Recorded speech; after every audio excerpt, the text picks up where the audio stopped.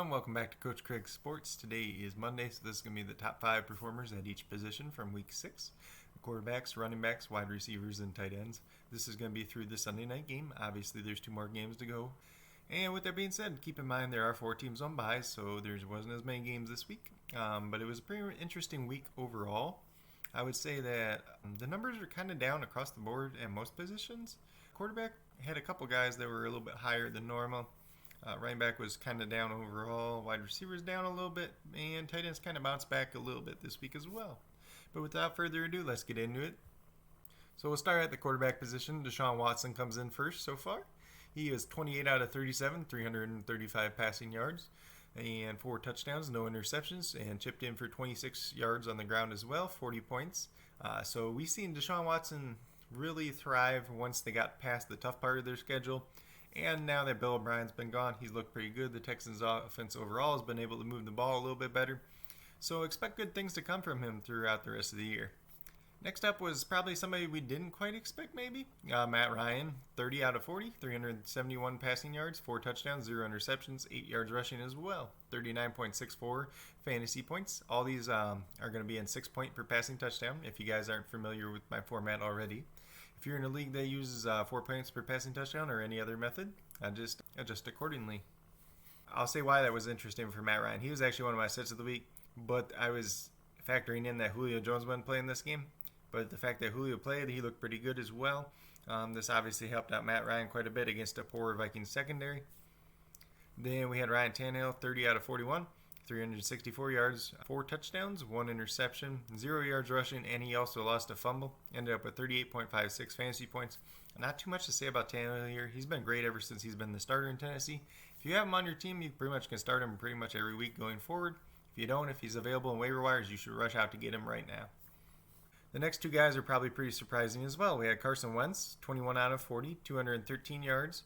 Passing, 2 touchdowns, no interceptions. I believe that's the first time this year that he hasn't thrown an interception. I could be wrong. 49 yards rushing and 1 rushing touchdown, 33.42 fantasy points. So overall, he had a pretty solid game. A lot of this was kind of garbage time stats, though, honestly. They were trailing quite a bit early in this game. And the fact that he was able to put up a decent performance, chipped in a little bit on the ground, is showing a little bit better for Carson Wentz. I believe Zach Ertz did get hurt in this game. Miles Sanders did as well. He should be getting some of his receiving options back pretty soon, though, and that should help him out a little bit. His offensive line overall, though, is pretty banged up still, so can't expect too much from him week in and week out. But if he's in a good matchup moving forward, we might be able to start him at that point. Last but not least on this list is Philip Rivers, the old man himself. I've been knocking him quite a bit, honestly. He hasn't looked very good this year. I didn't watch this game per se, but his numbers are pretty good. So he was 29 out of 44, 371 yards, 3 touchdowns, 1 interception, negative 1 yards rushing, 30.74 fantasy points. So I wouldn't expect this kind of performance from him every week. Bengals defense is not the greatest. I did like them as a streaming option just based on Philip Rivers looking so bad this year.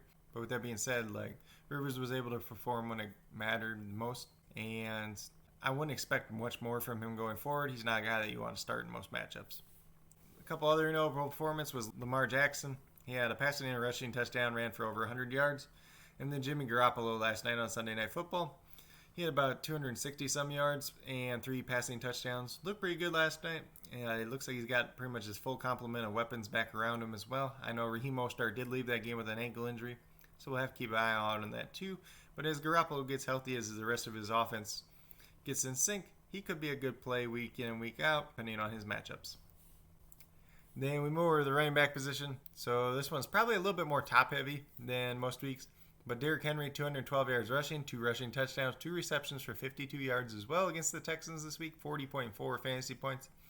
Obviously, Derrick Henry is somebody that you're going to be starting week in and week out regardless. But this was a great performance to see for him against a Houston team that is not very good against the run. DeAndre Swift, he had a nice little breakout performance. 116 yards, 2 touchdowns, 3 receptions, 7 yards. 27.3 fantasy points. This morning I was going through the snap count percentages as well. Him and Adrian Peterson played about the same amount of the time. They might have played Swift a little bit more later in the game since they're up big anyways.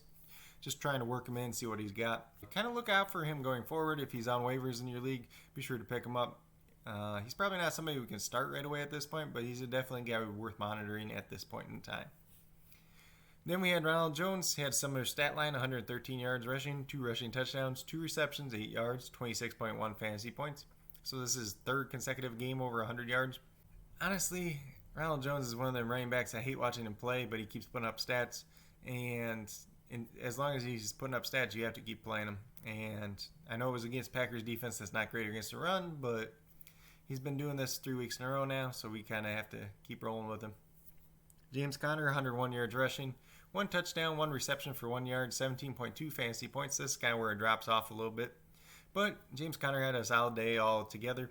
Every game he's played this year has been pretty solid, so he's definitely a guy you want to start as long as he's healthy. Last but not least, we got Myles Gaskin, and he had 91 yards rushing, 4 receptions, 35 yards. I don't think I said this already, but all these are in PPR scoring, so he's definitely a guy you can play in PPR formats as a running back too, flex play. Ended up with 16.6 points.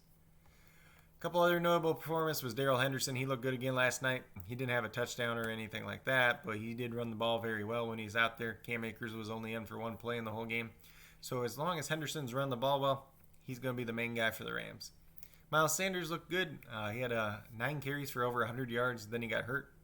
So just kind of monitor that situation going forward. But he's done pretty well in negative matchups so far this year, so we can pretty much roll him out every week. And then Philip Lindsay went over 100 yards in the absence of Melvin Gordon. Good to see him back healthy and being productive, especially against the New England Patriots defense. Then we'll move over to the wide receiver position. First up, we got Justin Jefferson. His name's been up here quite a bit lately. He's been pretty good 3 out of 4 weeks, and he's probably a guy you can start putting in your lineup most weeks. He had 11 targets, 9 receptions, 166 yards, 2 touchdowns, ended up with 39.6 fantasy points. And Julio Jones came back, bounced back nicely after his injury. 10 targets, 8 receptions, 137 yards, 2 touchdowns, 33.7 fantasy points overall. Look for him to do more as long as he's healthy. He had Will Fuller looking like the Will Fuller we all hope he would be this year. 11 targets, 6 receptions, 123 yards, 1 touchdown, 24.3 fantasy points. He's been pretty good overall this year. He had that 1 goose egg week, but otherwise, besides that, he's been somebody you can start pretty much week in and week out.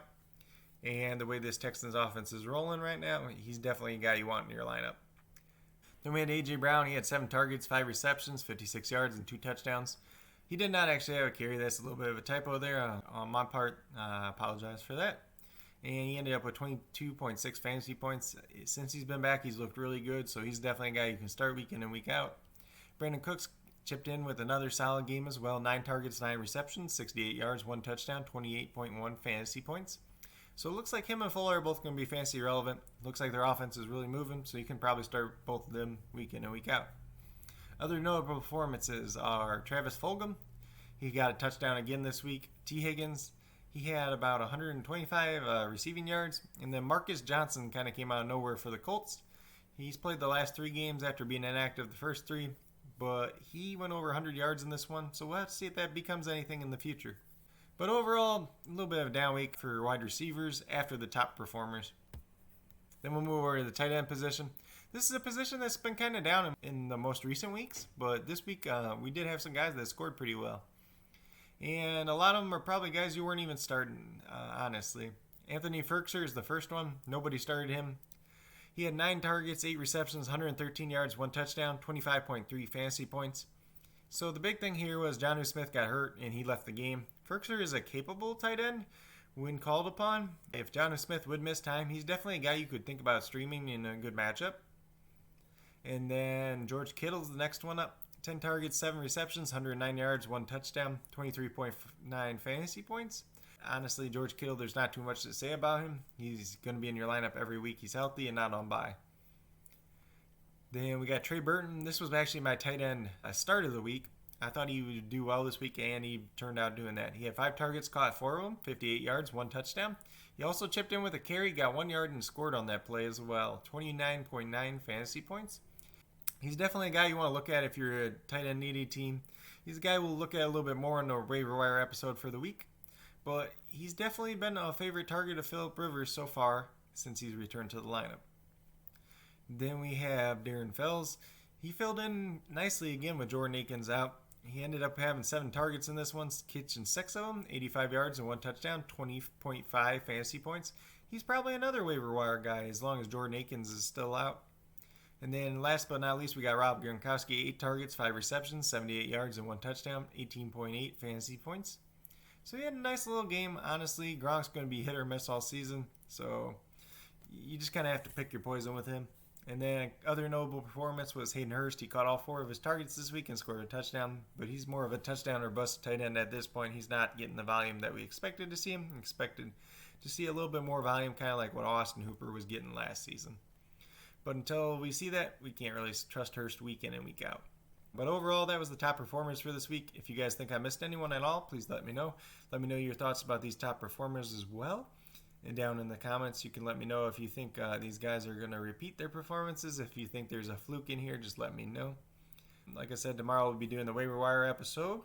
We'll be going over a couple of these guys who are still available on waivers and what I think about them. We'll be going over some other waiver wire targets for this week as well. But with that being said, that's pretty much all I got for this video. If you guys liked and enjoyed this video, please give it a thumbs up. I would greatly appreciate it. If you haven't already subscribed to the channel, please consider doing so. It helps build the community that we're trying to build here at Coach Craig Sports. And with that being said, if you are a new or current subscriber who has not already, hit that notification bell. Please do so. It'll let you know every single time I post up a video.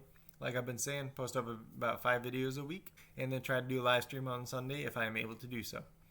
Also, if you guys need to reach out to me for any reason at all, whether it's waiver wires, trades, who to drop, who to start, stuff like that, anything regarding fantasy football at all, please reach out to me, whether it's in the comments, at my email, coachcraigsports@gmail.com, on Twitter at Coach Craig Sport, or on the Coach Craig Sports Facebook page.